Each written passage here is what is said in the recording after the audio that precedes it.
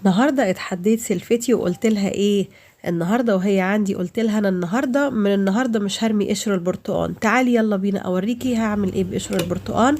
هعمل احلى عصير، وعصير مغذي جدا جدا، فيتامين سي، والقيمة الغذائية عالية جدا جدا جدا بتاعته.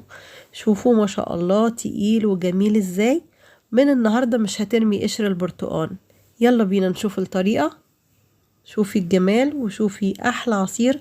عملت 40 لتر بحاجة بسيطة وبمكونات بسيطة، وكمان مصاريف هتبقى طول شهر رمضان على قد ايدك. الطعم لا يقاوم. جربيه وهتعرفي الفرق بين العصير الجاهز والعصير اللي انتي بتعمليه في البيت. حاجة مضمونة وحاجة نظيفة، غير ما تشتري العصاير من بره.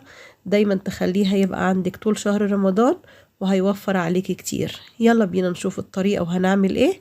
نسمي الله ونصلي على الرسول. اللهم صلي وسلم وبارك عليك يا حبيبي يا رسول الله. شوفي مكونات بسيطة جدا جدا، واللي ما حطيليش لايك يحط لي لايك ويوحد الله. شوفوا 40 لتر عصير. ويلا بينا. دول 4 كيلو برتقان، ودول 2 كيلو جزر. طبعا قيمة الجزر والبرتقان قيمة عالية جدا جدا، ومن أنواع الفيتامين سي العالية جدا جدا البرتقان والجزر. غسلت طبعا دول 4 كيلو من البرتقان، غسلتهم كويس جدا، و2 كيلو من الجزر برضو غسلتهم. هنقشرهم القشرة اللي هي اللي فوق دي، الطبقة اللي فوق. طبعا القشرة اللي تحت اللي هي البيضة دي بتبقى فيها المرارة كلها. طبعا مسكت البرتقان كده قشرته، ونور قشرت معايا وساعدتني. بنوتي القمر قشرت معايا اهو. بصي بتوريكم البرتقان اخدت اهو القشرة الصفرة الاول، وبعدين الايه الطبقة اللي هي البيضة دي احنا بنرميها. شيلت الطبقة دي خالص خالص كده، وتبقى ايه مفيش ابيض عشان هي اللي بيبقى فيها المرارة. انا طبعا مش هصفي العصير ولا اي حاجة، ولا بننزل عليه بالمصفى تاني ولا اي حاجة. انا يلا خليكم معايا تشوفوا الطريقة. طريقة سهلة جدا جدا، وهتوفر عليكي طول شهر رمضان. شيلي دي كده يا نور. ايوه، كل القشر كده الابيض ده نشيله. ده اهو القشر اللي احنا ايه الطبقة اللي هي اللي فوق بدون القشرة البيضة.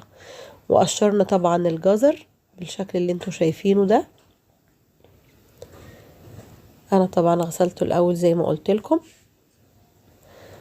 خلصت كل الجزر وكل البرتقان، قشرتهم هما الاتنين. وشلت طبعا لسه اشيل الطبقة اللي هي الخارجية دي. قطعت طبعا الجزر، بقطعه طرنشات كده زي ما انتوا شايفين، علشان ايه ما ياخدش سوا على النار. يعني انا حطيته على النار حوالي من ربع ساعة ل10 دقايق. ما خدش وقت خالص على النار. وهنجيب كمان البرتقان هنقطعه بالشكل ده.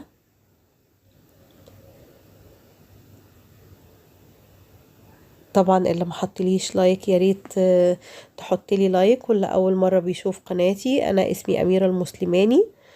يا ريت تدعموني بلايك والشير علشان كل جديد يوصلك مع اميره المسلماني. طبعا انا غسلت الجزر بعد برضو ما قطعته، وهنزل عليه كده بميه مغليه، وهحطه على النار لمده ربع ساعه. وهحط عليه طبعا كوبايتين سكر. طبعا التحلية دي على حسب رغبتك انتي، بس انا بحط كوبايتين سكر علشان طبعا انا برضو ايه مش بحب الحاجة مسكرة قوي. وهجيب كمان عليهم ايه القشر البرتقان ده، بيدي تركيز عالي جدا جدا للعصير. وطبعا دي المندرين، طبعا اكيد كلنا عارفينها، زي السفندي اللي هي بتبقى ايه سفندي وشبه شبه البرتقان بس سفندي مندرين. بفصصها برضو فيها بعض بذرة، ما فيهاش بذر كتير المندرين. لو عندك ليمونة حطيها برضو مع بتتعصر كده. بس انا بحطيتها تتسلق مع الجزر والقشر البرتقان. انا عصرت ليمونة بس ما جاتش اللقطة دي وانا بعصر الليمونة على الجزر وهو بيستوي، والقشر البرتقال هحطهم بقى على النار، نسيبهم كده يغلوا بالشكل ده. شوفي كده ما خدش وقت اهو، شوفي حتى القشر كمان استوى خالص. وادي الشكل بتاعنا بعد ما استوي، بصوا مستوي قوي قوي، والقشر البرتقال مش باين خالص، هو كمان استوي ومع الجزر كمان، ومدي تيست رهيب من غير يعني لو هتعمليه كده من غير ما تحطي له برتقال بيديكي تيست عالي جدا جدا بطعم البرتقال. يعني لو عملتيه كده وحطيتي ميه من غير برتقال هيبقى هيديكي عصير برتقال. بس طبعا انا بعصر الجزر زي ما انتوا شايفين كده، حطيته في الخلاط وبعصرهم الاتنين مع بعض، بحط ترنشات الجزر وقشر البرتقال والبرتقال عليهم وبعصرهم كده في الخلاط بالشكل اللي انتوا شايفينه. طبعا لو عايزة تزودي سكر زودي سكر زي ما تحبي، انا مش بحط سكر كتير. اللي بيعوز يحلي طبعا مسكر بيحط ايه، بيزود كده. شوفي التقل بتاعه ما شاء الله، التقل تقيل جدا ومش بياخد، ما انا بقولك معاكي فترة يعني، بصي هتتعبي. مش بياخد معاكي نص ساعة تحضير، وطول شهر رمضان بترتاحي بيبقى عندك عصير في التلاجة. تشوفوا التقل بتاعه ده طبعا عصير مركز يعني.